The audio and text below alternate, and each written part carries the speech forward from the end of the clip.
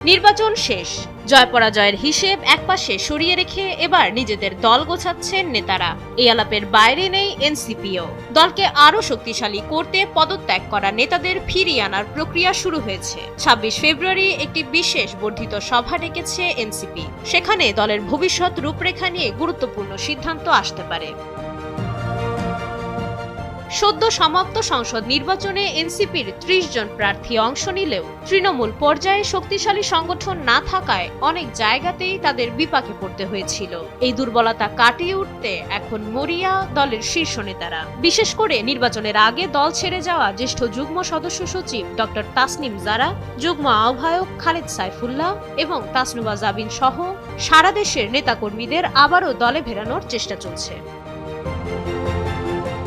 এ প্রসঙ্গে দলের যুগ্ম আহ্বায়ক মনিরা শারমিন জানিয়েছেন, যারা চলে গেছেন তাদের কারো পদত্যাগপত্রই গ্রহণ করা হয়নি।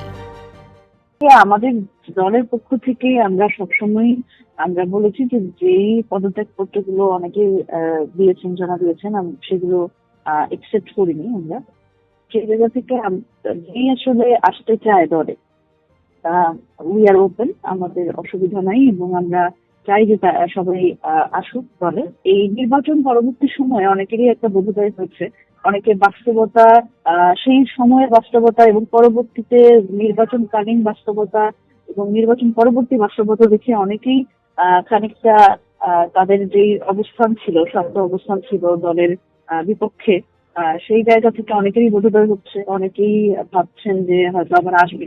দলীয় সূত্র বলছে, এবারের নির্বাচনে সাধারণ মানুষের যে ব্যাপক সাড়া তারা পেয়েছেন তাকে কাজে লাগিয়েই সামনের দিকে এগিয়ে যেতে চায় এনসিপি। এখন দেখার বিষয় ২৬ ফেব্রুয়ারির সেই বিশেষ বৈঠক থেকে দলটিকে ঐক্যবদ্ধ করার নতুন কোন বার্তা আসে। মাইশা মালিহা, সময়ের আলো।